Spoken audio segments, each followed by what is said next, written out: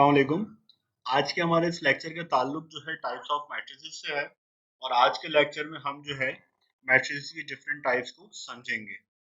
इसके अंदर raw matrix है, कॉलम है, स्क्वायर है, रेक्टेंगुलर है, जीरो नल है और इस तरह की तकरीबन ये हमारे पास 19 टाइप्स मौजूद हैं जो कि वन बाय वन हम जो है सीखेंगे। तो हम मूव करते हैं पहले टाइप की तरफ। पहली हमारी जो है रॉ मैट्रिक्स है। रॉ मैट्रिक्स हमें क्या कहता है कि ऐसा मैट्रिक्स जिसके अंदर क्या हो, a matrix having only one raw. ऐसा मैट्रिक्स जिसके अंदर जस्ट वन रॉ मौजूद हो वो क्या कहलाता है, रॉ मैट्रिक्स कहलाता है। एग्जाम्पल में आप देखें यहाँ पे हमारे पास रॉस की तादाद क्या है, वन है।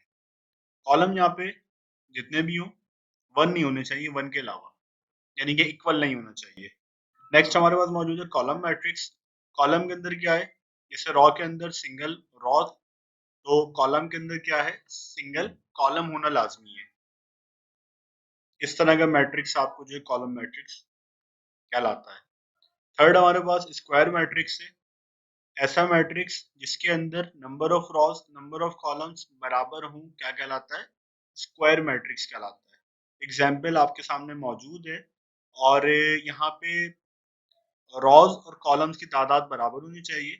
ऑर्डर यहाँ पे मायने नहीं रखता, 3 by 3 हो, 2 by 2 हो, 4 by 4 हो, 5 by 5 हो, जस्ट इक्वल होने चाहिए। रेक्टेंगुलर मैट्रिक्स, ऐसा मैट्रिक्स जिसके अंदर नंबर ऑफ कॉलम्स और नंबर ऑफ रॉस क्या हो, अनइक्वल हो, बराबर ना हो, तो ऐसा मैट्रिक्स हमारे पास क्या कहलाता है, रेक्टेंगुलर मैट्रिक्स कहलाता है। यानी ये इस तरह के मैट्रिक्स होते हैं कि आपको दिखने में भी रेक्टेंगुलर शेप के दिख रहे होंगे। नेक्स्ट हमारे पास जीरो या नल मैट्रिक्स है। Matrix in which every element is zero is called zero या फिर नल मैट्रिक्स, यानी कि जिसकी तमाम की तमाम एंट्रीज क्या हो, जीरो हो। अगेन इसके अंदर ऑर्डर कोई मायने नहीं रखता, जितने भी एलिमेंट है तमाम के तमाम जीरो होने चाहिए। नेक्स्ट हमारे पास डायगोनल है। डायगोनल मैट्रिक्स एक ऐसा मैट्रिक्स होता है जिसके अंदर डायगोनल मैट्रिक्स के अलावा तमाम एंट्रीज क्या हो, जीरो हो, तो ऐसा मैट्रिक्स हमारे पास क्या कहलाता है, डायगोनल मैट्रिक्स कहलाता है। ए बी सी आप देख सकते हैं यहाँ पे जो है प्रिंसिपल डायगोनल की जगह पे मौजूद है और ये जो हमारा मैट्रिक्स है ये क्या है, डायगोनल है। स्केलर मैट्रिक्स क्या होता है कि अगर ये प्रिंसिपल डायगोनल वाले जो एलिमेंट है ये बराबर हो जाए तो ये स्केलर मैट्रिक्स क्या, ये डायगोनल मैट्रिक्स क्या बन जाता है, स्केलर मैट्रिक्स बन जाता है। नेक्स्ट हमारे पास मौजूद है यूनिट और आइडेंटिटी मैट्रिक्स। ऐसा मैट्रिक्स जिसके अंदर हमारे पास प्रिंसिपल डायगोनल पे जस्ट वन वन वन मौजूद हो, तो ऐसा मैट्रिक्स हमारे पास क्या कहलाता है, आइडेंटिटी या फिर यूनिट मैट्रिक्स कहलाता है। अच्छा अगेन इसके अंदर ऑर्डर कोई मायने नहीं रखता, 3 by 3 का भी हो सकता है, 2 by 2 का भी हो सकता है, 4 by 4 का भी हो सकता है। अपर ट्राइएंगुलर मैट्रिक्स नेक्स्ट टाइप हमारे पास मौजूद है। ये क्या कहती है भाई, आप ये देखें, आपका जो प्रिंसिपल डायगोनल है, ठीक है, इसके नीचे आप देखेंगे तमाम जो एंट्रीज हैं ये क्या है, जीरो हैं, ये लाजमी है। अच्छा इसके ऊपर जो एंट्रीज हैं ये मौजूद होना लाजमी होता है, नॉन जीरो, यानी कि जीरो के अलावा कोई भी नंबर होगा। अब आप इसकी शेप देखें, ये ऊपर की साइड पे एक ट्राइंगल बन जाता है, इसी वजह से इसको अपर ट्राइंगुलर मैट्रिक्स कहा जाता है। अगर ये ट्राइंगल नीचे बनेगा तो क्या कहलाएगा, लोअर ट्राइंगुलर मैट्रिक्स। यही हमारी जो है देखिए एग्जाम्पल में गिवन है कि इस तरह का मैट्रिक्स जिसमें प्रिंसिपल डायगोनल के नीचे तमाम एलिमेंट क्या है, नॉन जीरो हैं, और प्रिंसिपल डायगोनल के ऊपर जो हमारे रिमेनिंग 3 एलिमेंट है वो जीरो हैं, तो ऐसा मैट्रिक्स हमारे पास क्या कहलाता है, लोअर ट्राइंगुलर मैट्रिक्स है, क्योंकि इसके अंदर लोअर साइड पे मैट्रिक्स से एक ट्राइंगल बनता है। नेक्स्ट हमारे पास मौजूद है ट्रांसपोज ऑफ अ मैट्रिक्स। भाई ट्रांसपोज क्या होता है, ट्रांसपोज ऑफ अ मैट्रिक्स एक ऐसा मैट्रिक्स होता है जिसके अंदर आप रॉस को कॉलम से और कॉलम को रॉस से इंटरचेंज कर देते हैं। एग्जाम्पल से समझ लेते हैं उसको।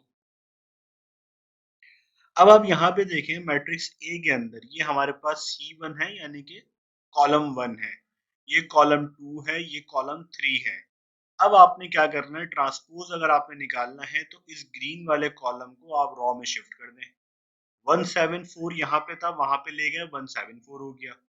576 कॉलम 2 था, यहाँ पे आपने उसको रॉ 2 के अंदर कन्वर्ट कर दिया, और इसी तरह रॉ 3 को C3 को रॉ 3 के अंदर आपने कन्वर्ट कर दिया। तो ऐसा मैट्रिक्स जिसके अंदर आप रॉस को कॉलम और कॉलम्स को रॉस में कन्वर्ट कर दें, वो आपका क्या कहलाता है, ट्रांसपोज ऑफ अ मैट्रिक्स कहलाता है।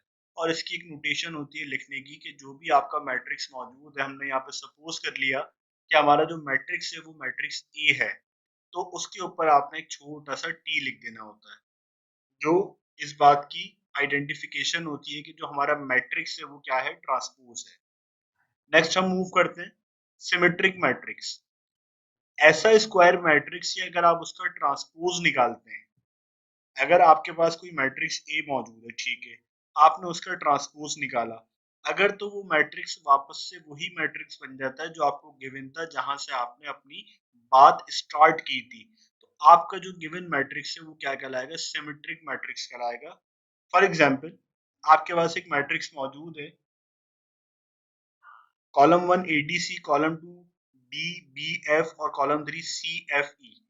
अब आप इसका ट्रांसपोज ले लेते हैं, आपने कॉलम 1 को शिफ्ट कर दिया रॉ 1 के अंदर, एडीसी यहाँ पे था, एडीसी यहाँ पे आ गया, डीबीएफ डीबीएफ हो गया, सीएफई ये सीएफई हो गया। लेकिन अगर आप गौर करें तो यहाँ पे जो कॉलम 1 की एंट्रीज थी वो एडीसी थी, यहाँ पे भी रॉज और कॉलम इंटरचेंज होने के बाद एंट्रीज तब्दील नहीं हुई, एडीसी ही है। कॉलम 2 पे आ जाए, डीबीएफ, यहाँ पे भी डीबीएफ है। कॉलम 3 पे सी एफ ई, यहाँ पे सी एफ ई।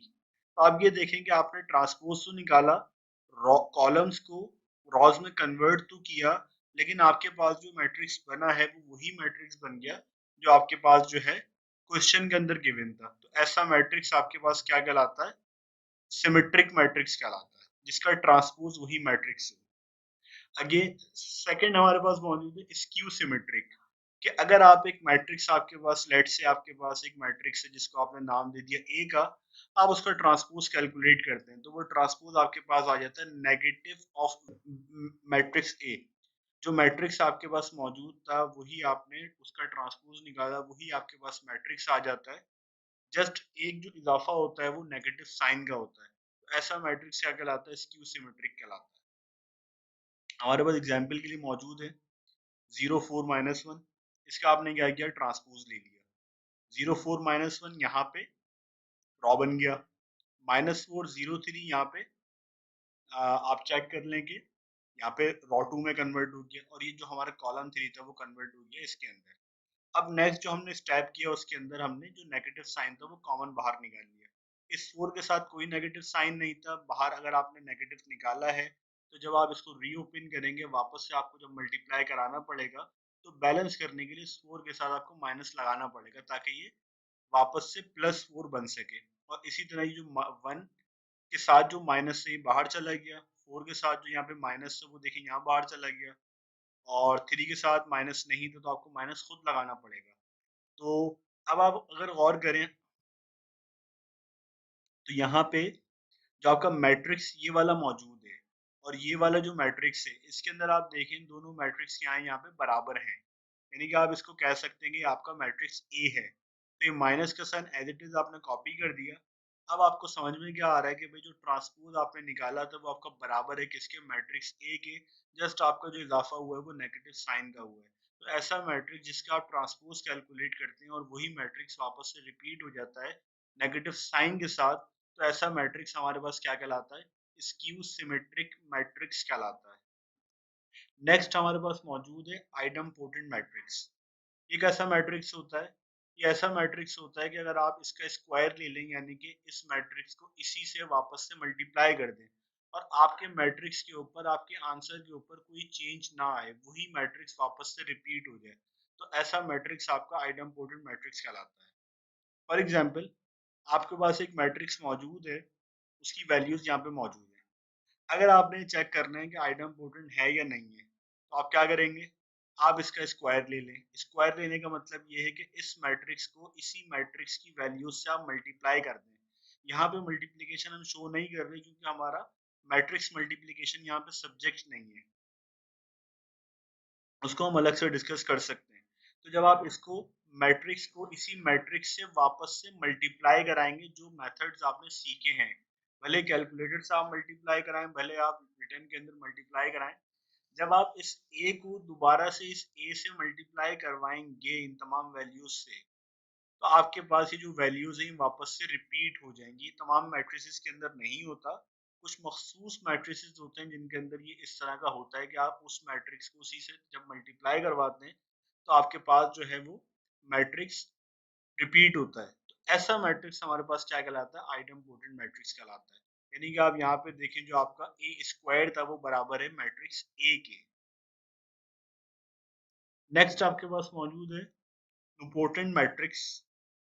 इसके अंदर क्या है कि अगर आप मैट्रिक्स ए को उसकी पावर ले लें p, यानी कि कोई भी नंबर है आपका पॉजिटिव इंटीजर होना लाजमी है, तो अगर वो मैट्रिक्स का आंसर आपको क्या दे, जीरो दे, तो फिर आपका जो मैट्रिक्स होता है वो क्या होता है, इम्पोर्टेंट मैट्रिक्स कहलाता है। मिसाल के तौर पे आपके पास यहाँ पे एक मैट्रिक्स मौजूद है, आपने क्या किया, इस मैट्रिक्स को इसी मैट्रिक्स से वापस से मल्टीप्लाई कराया।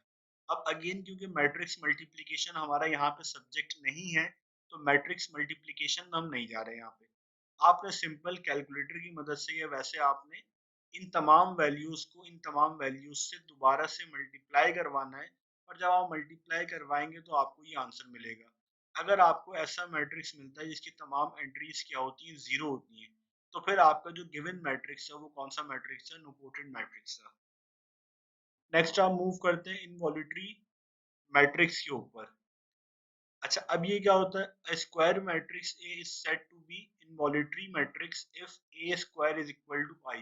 यानी कि अगर आपके पास कोई मैट्रिक्स मौजूद है जिसको आपने सपोज कर लिया कि वो मैट्रिक्स ए है, आप मैट्रिक्स ए को वापस से मल्टीप्लाई करवाते हैं मैट्रिक्स ए से, और अगर आपको आंसर मिलता है आइडेंटिटी मैट्रिक्स, तो इसका मतलब है जो वेक्टर मैट्रिक्स ए आपके पास मौजूद था, जो गिवन मैट्रिक्स आपके पास मौजूद था, वो कौन सा मैट्रिक्स था, इनवॉल्यूटरी मैट्रिक्स था।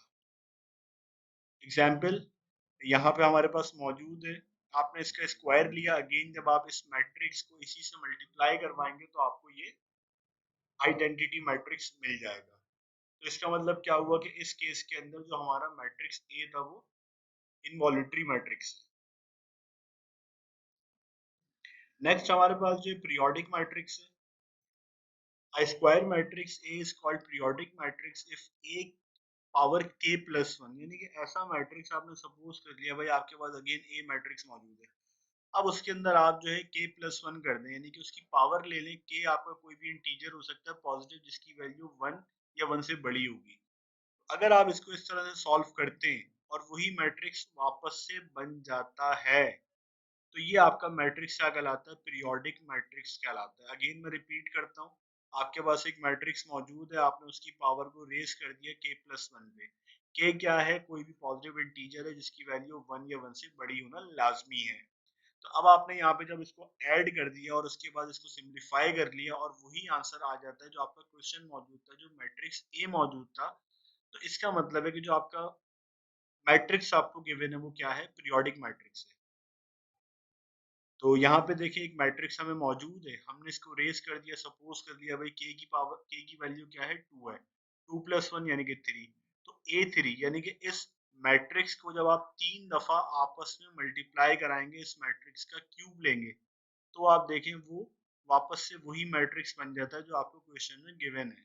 तो ऐसा मैट्रिक्स हमारे पास क्या कहलाता है, पीरियोडिक मैट्रिक्स कहलाता है। आप मल्टीप्लाई करके देख लें इसको यहाँ पे हाथ के हाथ, जब आप चेक कर लेंगे तो ये चीज आपको क्लियर हो जाएगी। नेक्स्ट हमारे पास है हर्मिशियन मैट्रिक्स।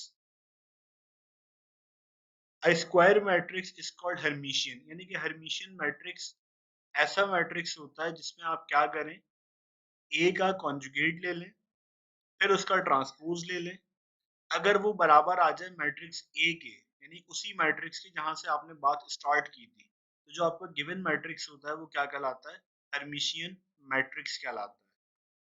मिसाल के तौर पे आपके पास एक मैट्रिक्स मौजूद है जिसका ऑर्डर जो है 4 बाय 4 का है, आपने मैट्रिक्स ए का कॉन्जुगेट निकाल लिया। कॉन्जुगेट निकालने का मतलब ये होता है कि इसके अंदर जो इमेजिनरी पार्ट है, जो आयोटा वाले पार्ट्स हैं, उसका आप साइन चेंज कर दें। तो यहाँ पे ये देखें, ये प्लस आयोटा था, यहाँ पे माइनस आयोटा आ गया, यहाँ पे माइनस टू आयोटा था, यहाँ पे प्लस टू आयोटा आ गया, यहाँ पे प्लस नाइन आयोटा था, यहाँ पे माइनस नाइन आयोटा आ जाएगा, यहाँ पे माइनस आयोटा था, यहाँ पे प्लस आयोटा आ जाएगा। इसी तरह जितनी भी एंट्रीज है वहां पे जहां जहां आपको आयोटा के साथ माइनस दिख रहा है वहां पे प्लस लगा दें, और जहां पे प्लस दिख रहा है वहां पे माइनस लगा दें। तो ये आप इस तरह से मैट्रिक्स ए का कॉन्जुगेट मालूम कर लेंगे। नेक्स्ट हमारा स्टेप क्या है कि इस मैट्रिक्स का आपने क्या लेना है, ट्रांसपोज निकालना है, यानी कि रॉ को कॉलम और कॉलम को रॉ बनाना है। ये आपका कॉलम 1 है, ये कन्वर्ट हो जाएगा रॉ 1 के अंदर। तो ये आप देखेंगे जो रेड वाला कॉलम हमारा कॉलम 1 था, ये कन्वर्ट हो गया किसके अंदर, रॉ 1 के अंदर। यहाँ पे आप देखेंगे कॉलम 2 है, ये कॉलम 2 बन गया। तो अब अगर आप गौर करें तो ये जो आपका आंसर आया है ये आप क्वेश्चन से मैच करें, जो मैट्रिक्स ए था हमारे पास। तो यहाँ पे देखें 1 minus iota plus 2 iota minus 9 iota, ये देखें तमाम वैल्यूज आपकी क्या है, सेम है। तो ऐसा मैट्रिक्स जिसका आप जो है कॉन्जुगेट, वो वापस से वही मैट्रिक्स बन जाए जो आपका जो है गिवन मैट्रिक्स था। तो ऐसे नेक्स्ट हमारे पास मौजूद है स्क्यू हर्मिशियन मैट्रिक्स। अगर आप जो है मैट्रिक्स का कॉन्जुगेट लेते हैं, उसका ट्रांसपोज लेते हैं और वापस से वो वही मैट्रिक्स तो बन जाता है, लेकिन उसके अंदर एक इजाफा हो जाता है जो कि नेगेटिव साइन का है, तो उस मैट्रिक्स को हम क्या कहते हैं, स्क्यू हर्मिशियन मैट्रिक्स कहते हैं। फॉर एग्जाम्पल, सपोज कर लें ये वाला मैट्रिक्स आपके पास मौजूद है, आपने इसका कॉन्जुगेट ले लिया। अगेन कॉन्जुगेट लेने का तरीका ये है कि जो आयोटा वाले जो नंबर्स यहाँ पे मौजूद हैं, जो इमेजनरी पार्ट मौजूद है, उसका आप क्या ले लें, कॉन्जुगेट ले लें, नेगेटिव साइन लगा दें। प्लस है तो माइनस, माइनस है तो प्लस। यहाँ पे क्योंकि तमाम आयोटा प्लस के अंदर है, तो यहाँ पे तमाम आयोटा जो माइनस के अंदर आपने कन्वर्ट कर दिए। उसके बाद आप देखें यहाँ पे आपने रॉ को कॉलम और कॉलम को रॉ बना दिया। तो यहाँ पे अगेन आप देखें माइनस आपने यहाँ से कॉमन बाहर निकालना है। जब आपने माइनस यहाँ से कॉमन बाहर निकाला तो आप क्वेश्चन देखें और अपना ये वाला मैट्रिक्स देखें, ये सेम आ गया। तो ऐसा मैट्रिक्स क्या कहलाता है, जिसका आप कॉन्जुगेट लें, ट्रांसपोज लें, वो बराबर आ जाए उस मैट्रिक्स से, लेकिन इजाफा किसका हो, सिर्फ नेगेटिव साइन का, तो वो मैट्रिक्स आपका क्या कहलाता है, स्क्यू हर्मिशियन मैट्रिक्स कहलाता है।